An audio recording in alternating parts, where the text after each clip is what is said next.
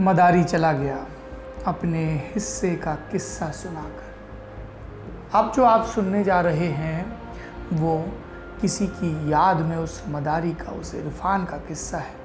पहले सुन लीजिए फिर नाम बताता हूँ। पहले मेरी इरफान से फ़ोन पर बात होती थी। 2008 के आसपास जब Kabir Khan directed film New York release हुई तब दिल्ली के ओबराय होटल में पहली बार मुलाकात हुई। वहाँ एक दिलचस्प वाक़या हुआ। मेरे फोटोग्राफ़र लिखी गई प्रोफाइल में इस्तेमाल करने के लिए कुछ तस्वीरें चाहते थे, फेशियल एक्सप्रेशंस।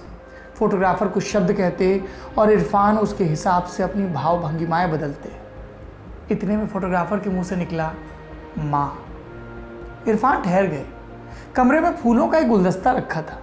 वो मुझसे बोले कि आप मुझे उसमें से एक फूल दे सकते हैं। मैंने कहा जी ज़रूर, और मैंने फूल उन्हें पकड़ा दिया। इरफान ने उस फूल को अपने चेहरे पर रखा और फिर से तस्वीरें खिंचाने लगे। वो अपनी माँ के बहुत करीब थे।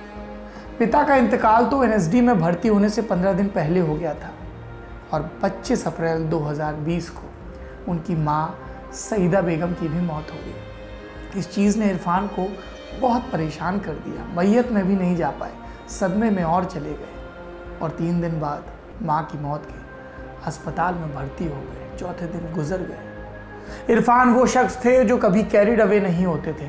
न ही आप उनके मुंह से वो चीज़ कहलवा सकते थे जो वो कहना नहीं चाहते।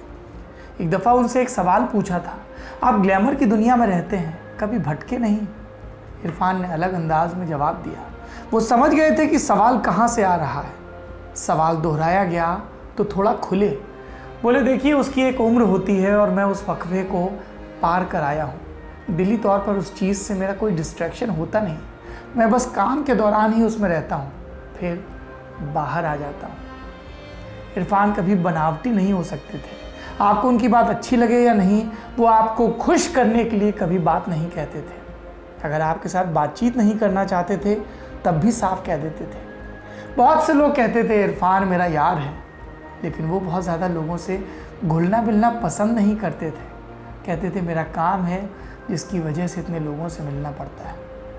एक दफ़ा मैं उनसे अपनी एक किताब के सिलसिले में बात करने पहुंचा। तब उन्होंने एक किस्सा सुनाया। इरफान ने बताया कि एक अंग्रेज़ी पब्लिशिंग कंपनी ने फ़ोन किया था। वो चाहते थे कि मेरे ऊपर किताब लिखी जाए। इसके लिए उन्होंने एक आदमी चुना था जो इरफान से मिलने वाला था। ये चीज़ कुछ समझ में नहीं आई। बकौल इरफान, आप किसी इंसान के ऊपर किताब लिखने के लिए किसी आदमी को चुन कैसे सकते हो? ये तो स्वेच्छा की चीज़ है। और इन्हीं चीज़ों के मद्देनज़र इरफान ने उस पब्लिशर को मना कर दिया था। वो ऐसे ही थे, अपने बयान और रवैये में सख्त और स्पष्ट। जब कोई कैमरे से इतर किसी किरदार की डायलॉग बोलने को कहता तो वो बोलते हैं यार अब फिल्म ख़त्म हो गई है, इसके बाद मुझसे एक्टिंग मत करवाया करो। और ऐसा नहीं है कि वो इंटरव्यू ख़त्म होने के बाद किसी और दुनिया में चले जाते। बात तब भी सिनेमा की ही करते थे। एक मुलाकात में मैंने कहा आपकी आसिफ कपाड़िया की डायरेक्शन में बनी फिल्म द वॉरियर नहीं देख पाया, कहीं नहीं मिली। एक हफ्ते बाद मेरे दफ्तर की मेज़ पर एक कुरियर था जिसमें फिल्म की डीवीडी थी। भेजने वाले का नाम इरफान। पीकू की रिलीज़ के दौरान की एक मुलाकात अभी याद आ रही है। वो गुरुग्राम के होटल में रुके थे। बातचीत में उनसे पूछा आपके फ़ोन में दीपिका पादुकोण का नंबर कब सेव हुआ? वो जवाब में हंसने लगे, फिर बोले अभी भी सेव नहीं हुआ। फिर मजाक मजाक में पूछने लगे आप कोई गॉसिप तो नहीं ढूंढ रहे हैं? और आखिरी मुलाकात 2017 में हुई थी उनके मुंबई वाले घर में। उसके बाद वो अपने इलाज के लिए लंदन चले गए। तब भी व्हाट्सएप पर हमारी बात होती थी। OTT प्लेटफॉर्म पर आने के बाद मैंने उनकी फ़िल्म अंग्रेज़ी मीडियम देखी।